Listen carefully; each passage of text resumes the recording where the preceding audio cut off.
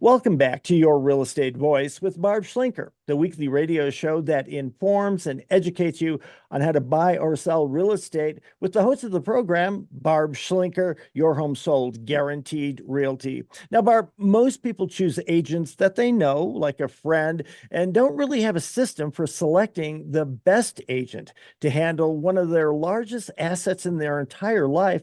So, what are some ways a home seller can determine how to choose a real estate agent to sell their home, the biggest investment? How do they go about it?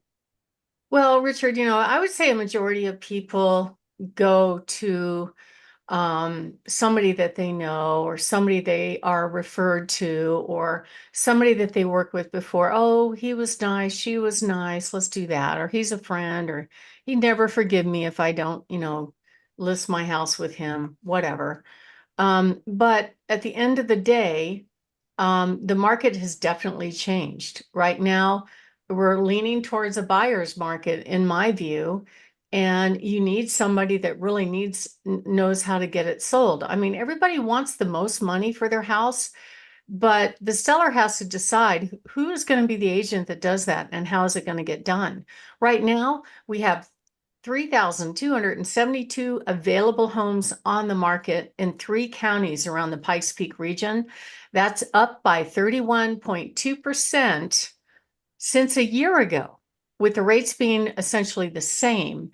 So there's more supply and there's almost 10% less sales, right? Some of it has to do with more inventory, some of it has to do with the lack of affordability. But a home seller really needs to have an experienced agent to get this done.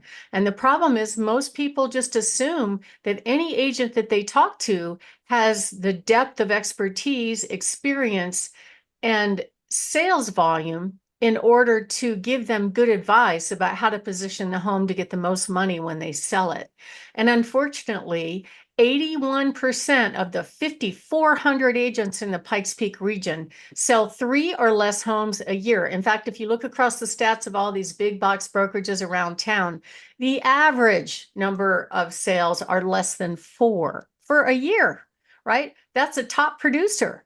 The problem is if they don't have the sales volume, they don't know what's going on in the market, and they might, go tell the seller something like, "Oh, I can get you just as much as Mr. and Mrs. Jones got down the street, you know, 2 months ago that had a bigger house with great views," not really understanding that there's a reason why that one sold for more, right? So I think that there's just a severe, and it saddens me, lack of expertise.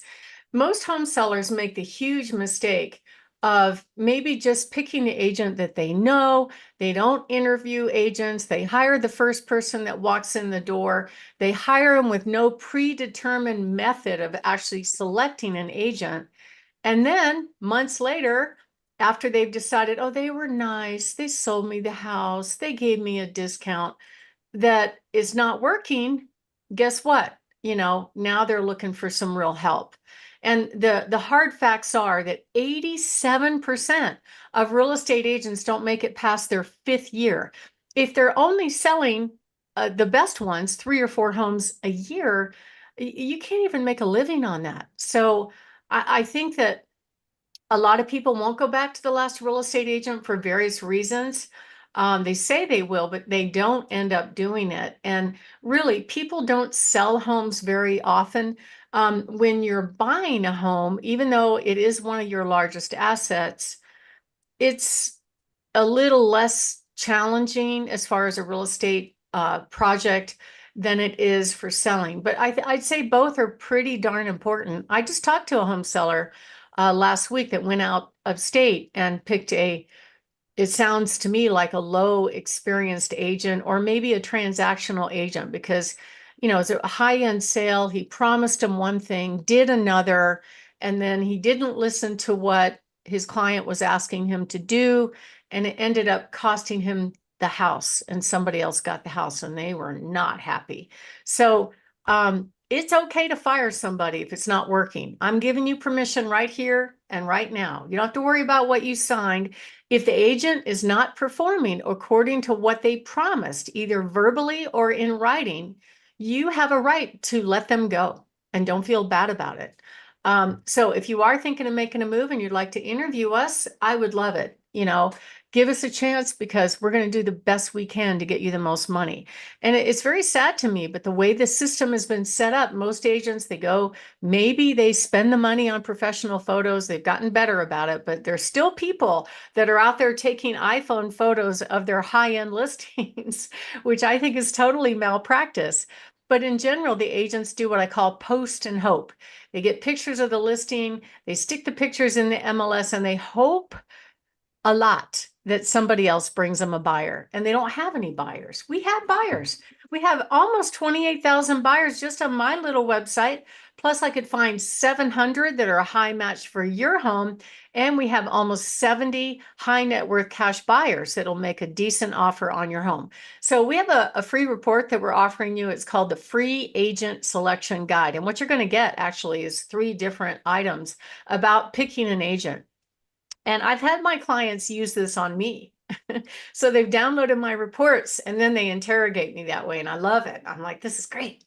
But anyway, this free agent selection guide basically puts criteria. You can actually write down, oh, what do I think of this? What do I think of that? The common mistakes. And, I hear about mistakes all the time. I just met with a seller just last weekend that had asked another agent to help them sell their home. And they had a timeline. They had a strict timeline on when they wanted to move. She completely blew them off. The time passed by, and now the school has started. It's creating a problem for them. The kids are going to get reoriented back in school, and it's just that kind of thing should never happen. It's hard enough to get business in real estate with 5,400 competing real estate agents. So it's just disappointing to me that somebody would actually neglect a client like that and burn their goals, which is really what happened. So if you're thinking of making a move, give us a call, 719-301-3900. My name is Barb Schlinker. I'm the broker owner of Your Home Sold Guaranteed Realty. Barb has the buyers, and the host of the show, Your Real Estate Voice. Richard? You're listening to Your Real Estate Voice with Barb Schlinker of Your Home Sold Guaranteed Realty. You can reach her at 719-301-3900. And we're talking about why you need a well-qualified real estate agent when you're selling your home. Barb, what are some other reasons that people selling their homes need to choose a great agent? Well, Richard, I hate to say this, but the average agent spends $129 or less on marketing. Now, think about it. Each agent is considered to be their own individual business. So most individual businesses, unless they're really lucky, they have a marketing budget, they have a staff budget, they have all kinds of budgets, and they have to invest in their business to get business.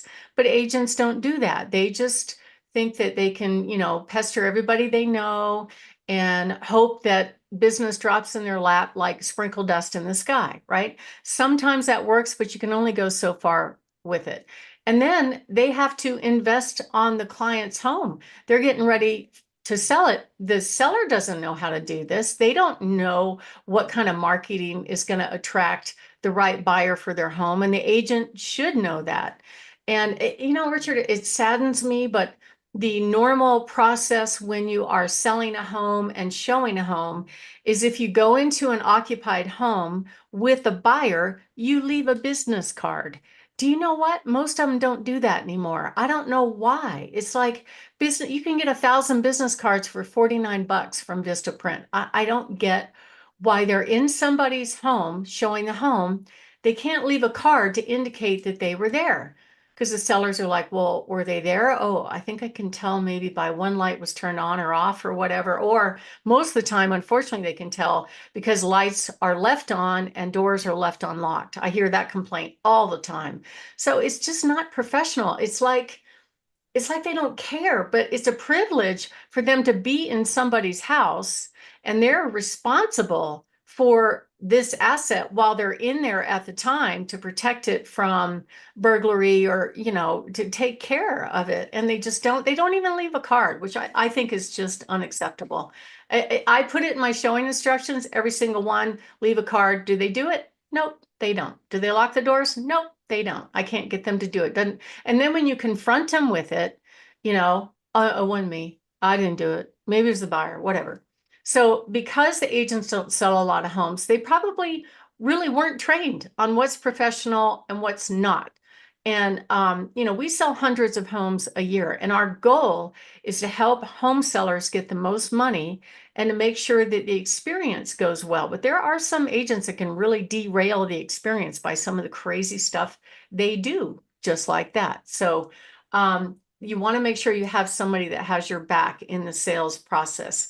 And marketing is absolutely critical. If you don't get high quality photos of your home will sit on the market. Buyers won't pick it to look at it because at the end of the day, what the buyers want is the best home in their price range. And they are making that decision in less than 57 seconds by looking at that house online. They can see all the sales around it. They know if it's overpriced. They can see a better deal down the street if it's there. So don't think they're ignorant and looking at it uniquely. Little things can make a house look unattractive. Like I have a pet peeve about dish towels hanging from the stove because it just doesn't look pretty. Or when they take pictures of spaces that really don't deserve pictures. Like here's a picture of a huge pantry. That's a benefit. The pantry is a benefit, but it is so full of stuff. It's just not attractive. I would probably just make a comment on that, or I'd tell the seller to clear that baby out, or I'd have my virtual assistants electronically clear it out so it looks good. You want to attract buyers, not repel buyers. And, according to a recent study by the National Association of Realtors, most buyers are starting their search online. So you have to make sure your internet presence online is fantastic. And then we've talked about pricing a lot today, but at the end of the day, if it's not priced right, it's not going to sell. And it's just that simple. So if you'd like to download our free report, the free agent selection guide that includes the 9 different factors and then the common mistakes made in selecting an agent, go to barbhasthebuyers.com, click on the green button. You can download it for free or give us a call at 719-301-3900. Richard? Now, Barb, your favorite part of the show, you've got some hot new listings. Tell us about them. I do. I have a gorgeous patio home on Regiment Court right there, close to Chapel Hills Mall in Briargate. Great location. Fabulous home out on Powers Road with 35 acres and a barn, really nice property. A great townhome in Briargate on Smoke Tree. A fabulous 2-story with a finished basement. Just lowered the price to $445 on Crandall down Powers Way. A gorgeous hobby farm on a Cowie Way. And coming this week, a remodeled home on 2850 North Shelton. This gorgeous property has spectacular views. And then I have a fabulous home out on Chalet Lane at the edge of Black Forest, priced in the upper 8s with a huge RV garage and a beautiful piece of land with a well up in Florissant on Mountain Estates Road. That's just a great building site in a great neighborhood, and more to come. And you know what? I also have some coming soon listings, some off-market listings that might represent the best deal for buyers. So give us a call if you're looking for properties that you can't find on the internet. We can help you with that. Richard? You've been listening to Your Real Estate Voice. It airs every Saturday. And if you're thinking of making a move, call Barb at 719-301-3900 or visit barbhasthebuyers.com. And remember, you can see replays of the show on Barb's YouTube channel, Barb Schlinker, or listen to a podcast on all of the popular podcast platforms, Apple Podcast, iHeartRadio, many, many others. Thanks for listening today. And to reach out to Barb, again, 719-301-3900. Have a great week. Barb, you have a great week as well. Thank you, Richard. You too.